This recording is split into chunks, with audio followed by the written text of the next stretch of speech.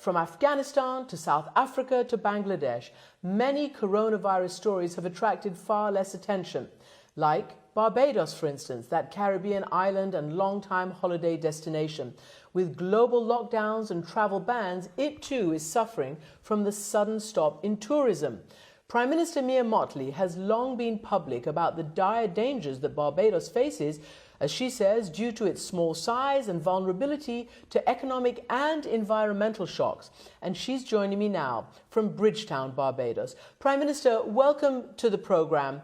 I just wanted to ask you how your country's doing in terms of infections, in terms of deaths, and to ask you whether I think you've had some quite severe lockdowns and how that's working there.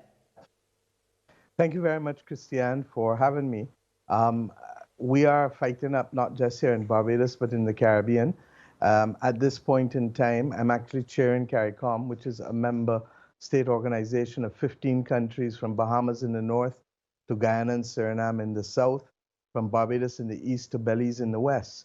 And I can pretty much speak on behalf of all of us that this has been the most destabilizing event for our countries, probably since World War II. I mean, we've heard you speak about that, and others in the UK speak about the fact that this is for them similarly the most destabilizing event. Each of our countries, regrettably, has cases. Each of our countries, in our own case, we have just about 80, and we have just about 7 deaths. Half of the people, just under half, have recovered. But alongside with the pandemic is the very real result of people being able to live and to eat. And I notice it's not just the Caribbean. I've seen stories coming out of Africa and Asia and elsewhere. And this is a real balance. And listening just now to your last interview, both interviews, it is clearly a problem across the world. Our situation is perhaps a little more unique because we suffer a number of risks. One, we are a highly indebted region, largely because we are perhaps the most travel-dependent and trade-dependent region in the world, with almost half of our GDP coming directly and indirectly, and our jobs, from tourism.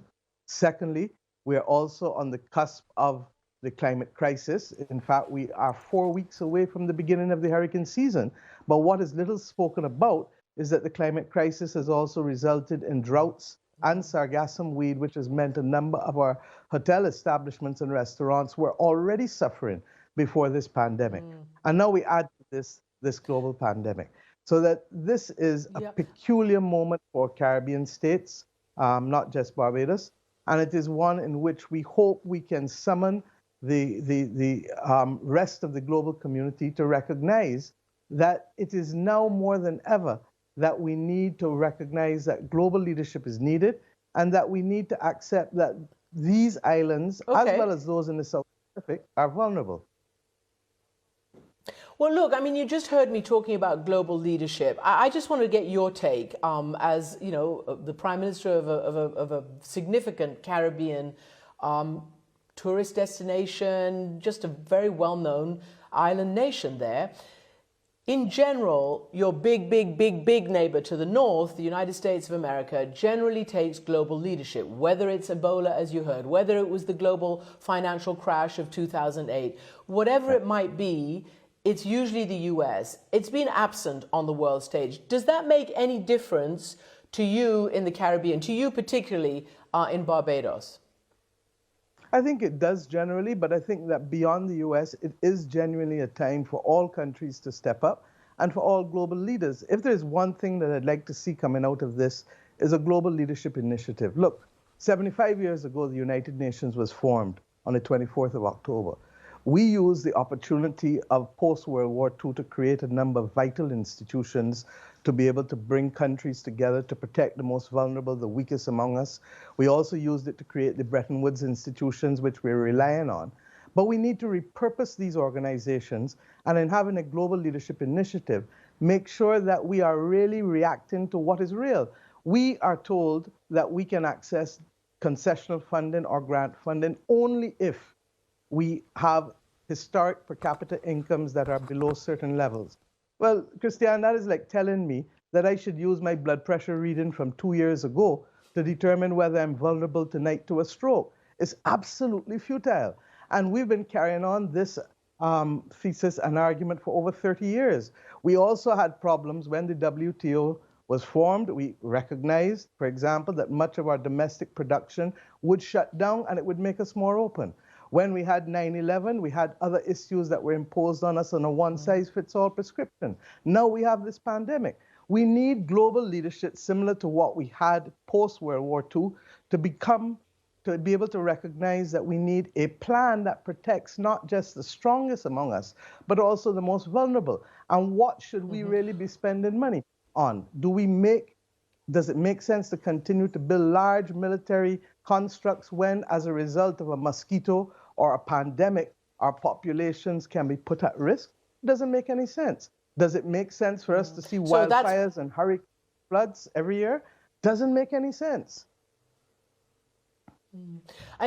You're leading me straight to the sort of reimagining how the world emerges from this crisis. Will there be priorities reorganized? But just before I get to that bigger picture, I want to ask you, you explain how dependent your country is on tourism for all aspects of business and the economy.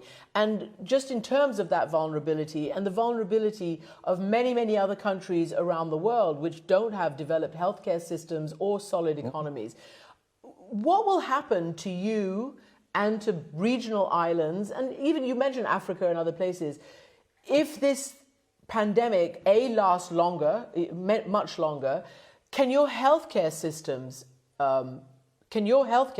survive it? And your economy, your island? I think that's the bigger issue. A number of our healthcare systems are being repurposed in order for us to be able to deal with the issues and to stay ahead of the curve, to use the recent jargon. But really, where we are feeling it more than ever is in the shutdown. To have a hotel with no revenue coming in, to have no airplanes landing from Jamaica and Bahamas in the north right down to Barbados and Trinidad in the south. These things are having a devastating impact, particularly on the smaller islands in the Eastern Caribbean and to a lesser extent Barbados. So that we have now to see how we can hold our people up. Because if you don't have a successful neighborhood, all of us are at risk in terms of public health. All of us are at risk in terms of lack of security. All of us are at risk of migration. So that we really, really need to be able to understand that this is about lives and livelihoods. This is about staving off the pandemic, but it's also about keeping people fed and keeping people being able to live. Prime Minister, you've been quite forward-leaning, in your public warnings and your desire to reshape priorities and the models by which your success is judged. For instance, you've called for there should be a vulnerability index, assessing potentially how exposed a country is to future economic and public health risks like climate change. I wonder how that would work. And you've also you're asking for natural disaster clauses in your sovereign debt contracts. Explain what that all means and how it would protect you and other vulnerable countries. Yeah, on the vulnerability index, the Commonwealth Secretariat has in fact settled on a framework since 30 years ago, 1989, 31 years ago. We believe it needs to be revisited, but we believe that you can't determine whether we need access to funding. Let me give an example. This Caribbean region has to pay out $8.8 billion in debt over this year and next year. It's going to have... Well, we're having some technical difficulties there with our connection to Barbados. I don't know whether we can get the Prime Minister back, but for the moment, we're just going to carry on because she is back. Oh, good. Prime Minister Mottley. Yeah. We did the unheard of. We got you back in the middle of this internet connection. We're working from home and it's all, a little out there. But you know what? I just want to ask you a last question because we were interrupted on that one, but we get the point. You have also launched an initiative of women leaders to help, people through this pandemic. I wonder whether you're the first female Prime Minister of Barbados, and you've probably seen that a lot of female leaders have been held up of having done a really good job, whether it's the Prime Minister of New Zealand, the Chancellor of Germany, some of the Scandinavian and European countries, and yourself.